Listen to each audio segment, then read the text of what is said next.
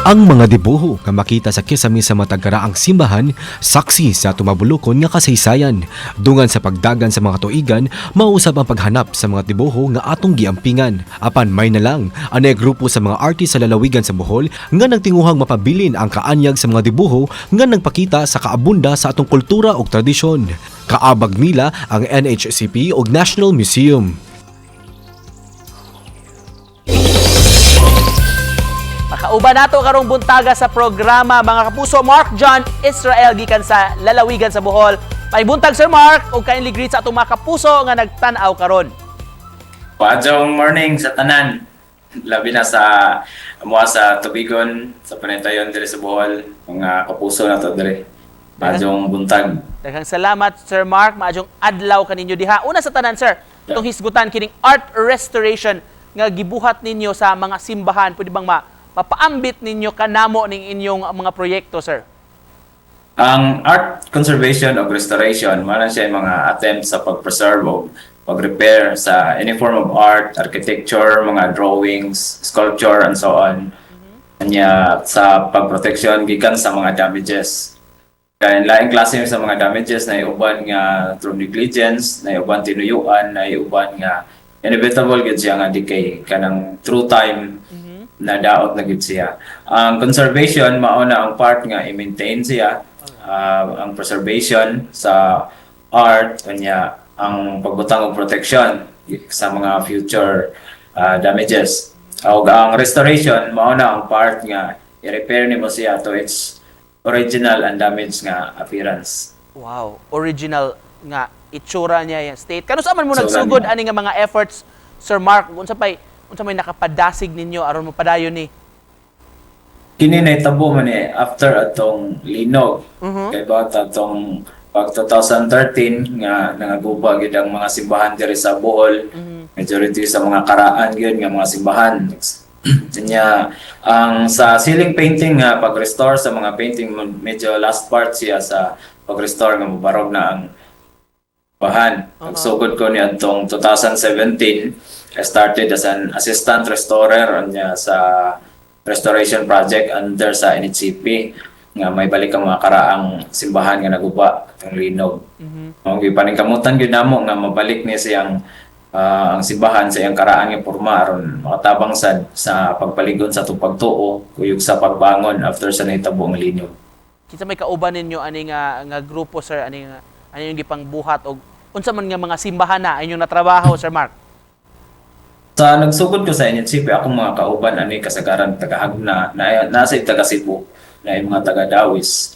At nga time ang among gitrabaho ang Panglaw ug ang Tubigon.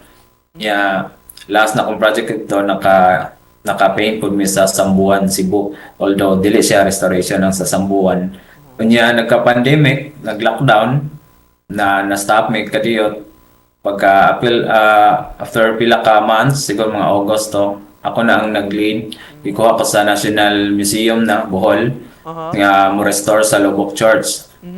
Ang akong mga kauban, ako rasad mga kaila nga sa art groups, mga fine art students, mga architecture niya. Ako lang silang gi-monitor, ako lang silang gi-workshop ng saon na magbalik. Kanya karon na pong kuan, bago lang, nagka-audit, bagong audit, nadaot na sa balik ang sa simbahan nga Tubigon.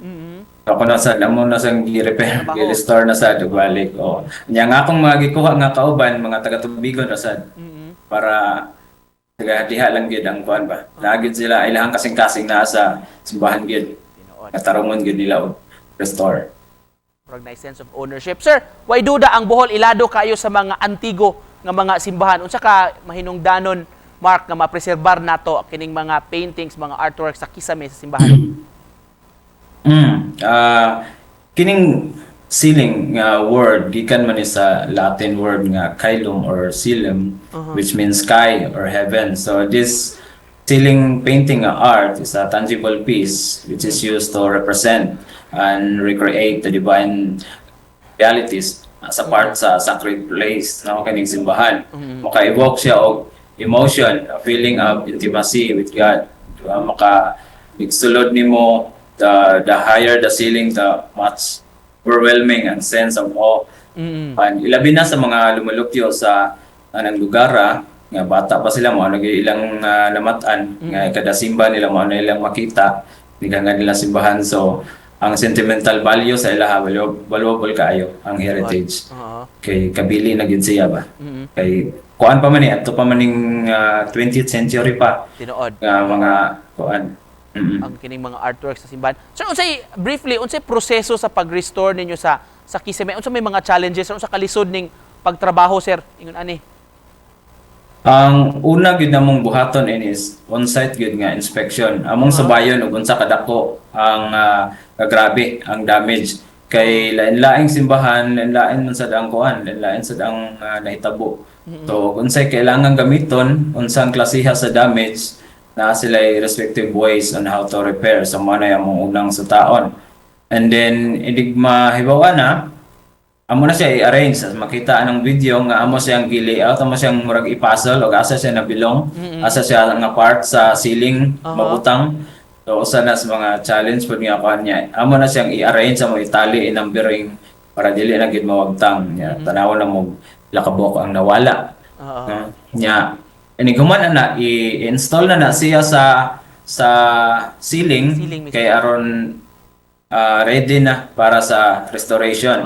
Inig mataod na ana na may tabo ang restoration unang buhaton is mag-cleaning gamit ang deionized nga water. Kinahanglan deionized gyud nga wala siya chemical reaction nga mahitabo kay ang atong mga painting sa ceiling kuan na siya kanang plain sheets nga mga GI sheets. So magpataka ka gamit og panglimpyo sigmatayan mag-molds.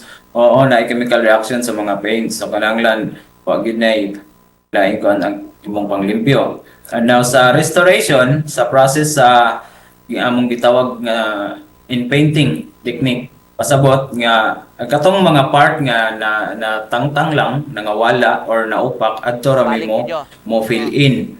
Oh, nga kinahanglan mo adapt sad ka nga sa surrounding niya nga colors nga mag-match ang imuhang gimix nga color mag-match sa karaan nga color sa Ura niya. original painting. Oo. Kaya ron iniktan-aw nimo mura lang siya. Dili siya maklaro nga naay. Kuan.